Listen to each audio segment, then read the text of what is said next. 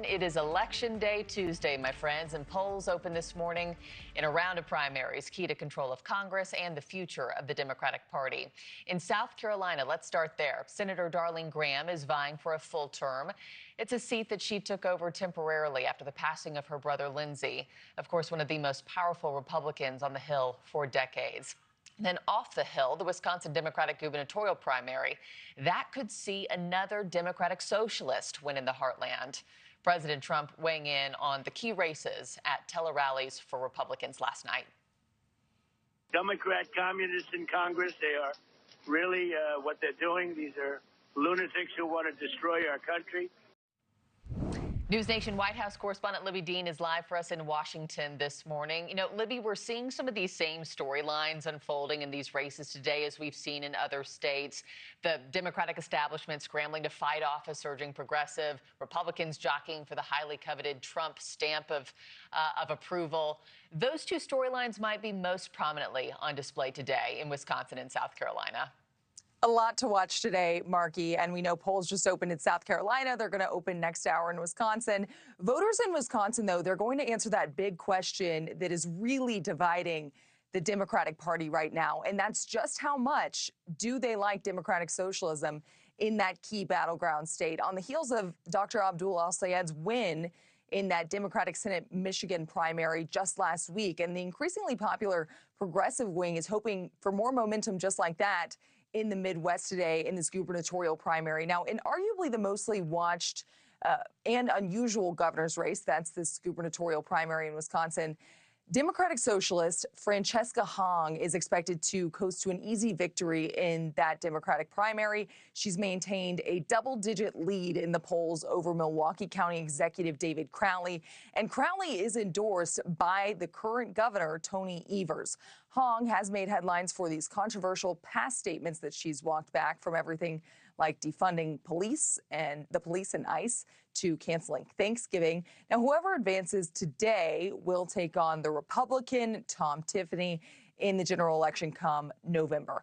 And the Democrat divide also on full display in nearby Minnesota as well, where Lieutenant Governor Peggy Flanagan is hoping to keep the progressive momentum going against that moderate Congresswoman Angie Craig. Now, Craig, she's been endorsed by establishment Democrats like Pete Buttigieg, Hakeem Jeffries, Nancy Pelosi, while Flanagan has those endorsements of Elizabeth Warren and Bernie Sanders. Another race to keep an eye on in Wisconsin, Democrat Rebecca Cook. She's hoping to emerge from her primary to force a rematch against Republican Derek Van Orden. Now, Van Orden actually won that race back in 2024 by just 11,000 votes out of more than 400,000 that were cast, and he's been one of the president's staunchest supporters in the House and allies, voting with the president's agenda more than 98% of the time over the past 2 years, Markie. Okay, so we'll see how that one plays out. And also, Libbey, just speaking of the president, the power of his endorsement, as I mentioned, is this other huge storyline that's playing out this cycle.